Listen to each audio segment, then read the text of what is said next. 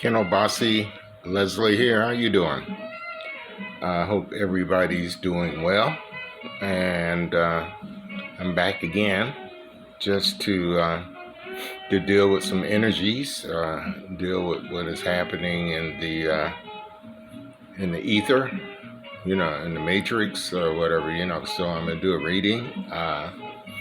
This is I always read from the Orisha Tarot. Well, most of the time at least.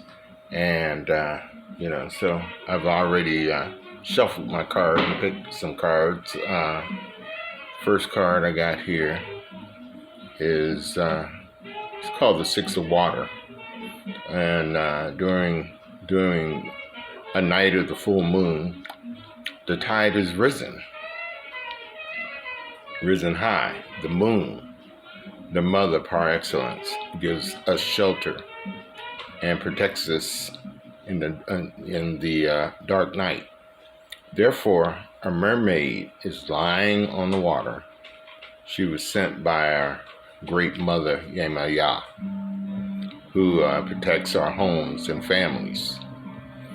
A school of multicolored, mostly silver fish swims around. Oh, we can see it. Although the night is dark, the moon is in plenitude. It illuminates the immensity of the water. So basically, what this deals with is glee. It deals with recounter with our friends and return to our origins, interchange of ideas, thoughts, and knowledge, and presence. So you get together, and of course you got those friends out there, and I am so guilty at times and hooking up with people or whatnot, but I'm gonna do better, and it's just that hey, you're gonna get a call from me and whatnot, we can hook up and exchange ideas and create something incredible, So basically, this is what this is about, getting together and with those who are part of where we started, and and we need to do that. We need to do that bad, It's just that those who vibrate and resonate, on the same level, and just to go ahead and combine those energies and combine those creative juices, and boom, just come up with something great, And our next card here is the Nine of Earth. This is like a lonely woman with her back turned, and she's plowing the land. The woman has adopted this position because she prefers solitude to the incompatibility of those who could not understand her.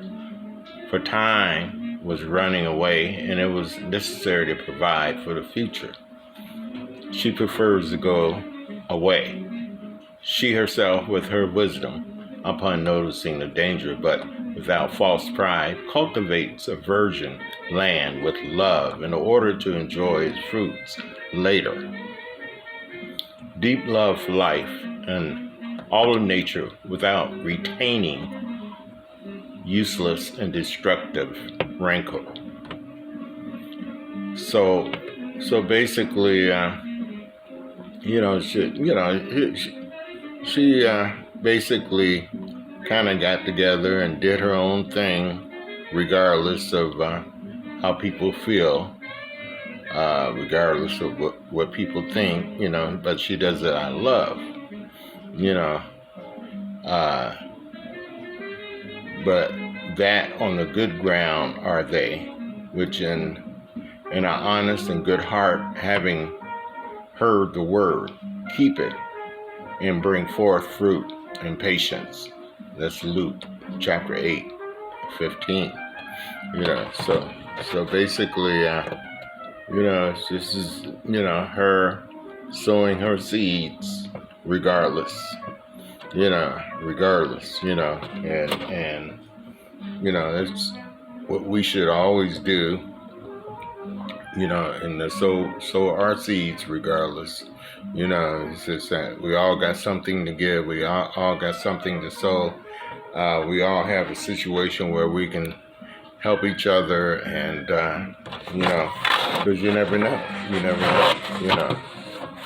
never know where help is needed. This is the lion. The lion represents Leo, the fixed astrological sign of fire. Since the lion is considered the king of the jungle, it has been selected to represent the first card of the fire element. Another reason for choosing it was its fierceness and love. Some lions prefer coitus more than 360 times within a period of 7 or 8 days with different females and with only a few seconds between each act. Since Leo is governed by the sun, it gives the ace of fire characteristics of vigor and centrality. The situation or person reflected by this card will have to be the center of attention and will desire the cooperation of listeners. If this happens, the person's ego will be reinforced because of feeling understood and flattered. You should show them that they are the manager and the decision maker, and no one else could do better. They will accept your suggestions willingly, provided that you make them understand that their bright idea was inspired by long and genial learning at your side. This card is about the push and the undertake of some job or enterprise. Characteristics of a leader able to undertake any activity, although you delegate the toughest work to others. You supervise and monitor good performance. You are a charismatic person who will not be unnoticed. Your impulse may be great, but you know when to break in time. There will be no dullness or sadness because of your personal touch. Great sexual vigor and full activity in this field. Fierceness. Your effort will be noticed, but you will also have to make an effort, since to obtain results it is necessary to have power, the power of decision. That's that Leo card. That's that lion. I'm very familiar with this. So it's just that hey, sometimes you have to stand back and make sure that lion is in control. It's just that with the ideas and the effort and the things or whatnot, it's just that Leo, wants to be, that Leo does have an ego, and hey, that's what it is. That's what it is. Basically right here is a 9 of fire. 9 large candles, each representing a state of meditation and enlightenment. A man wearing a white turban lies on a straw mat in a profound mystical state, knowing that the period of fasting will result in his transformation and regeneration. The number 9 is the only number that, when multiplied by another, results in the number that, when reduced to its unit, becomes 9 again. And we've been dealing with a lot of nines and this situation. A lot of these cards are dealing with the power of the nine.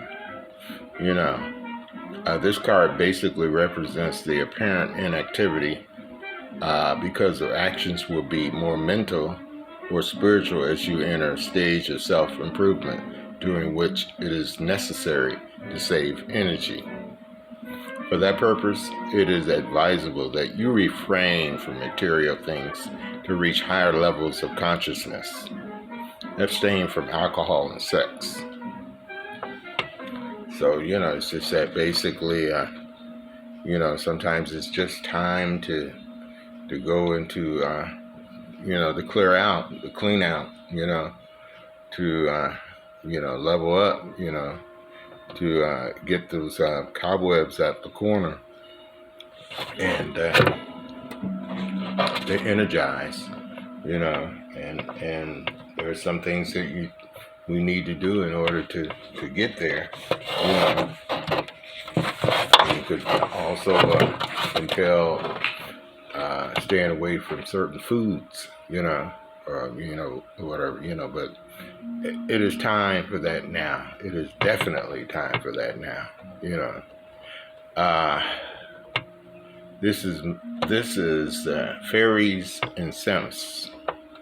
The elements govern the mental function, taking part in telepathic processes, increasing precognition and clairvoyance, increase in intuition and hypersensitivity.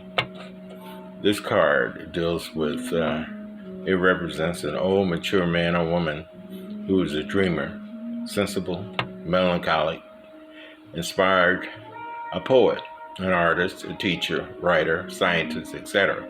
Someone with a fine character, with strong conviction, faithful and tender.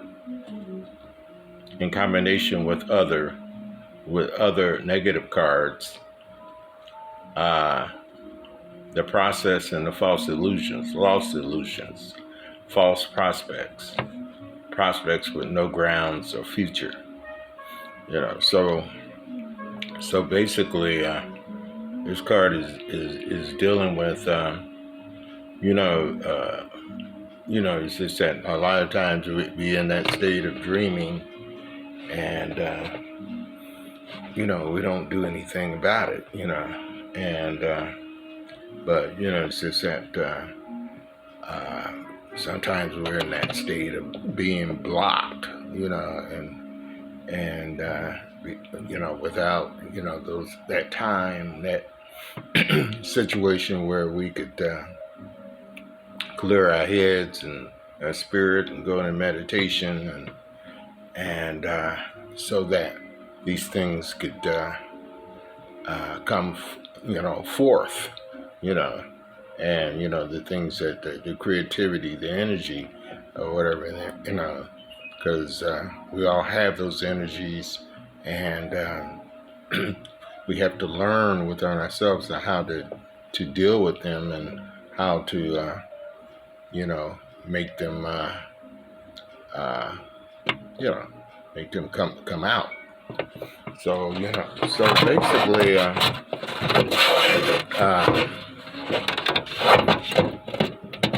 behind me, if you notice, I've been working on a piece, and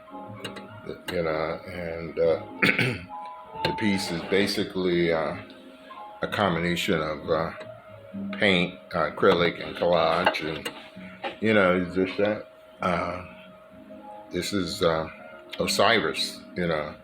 This is the Osiris energy, and it's the energy that's within all of us, and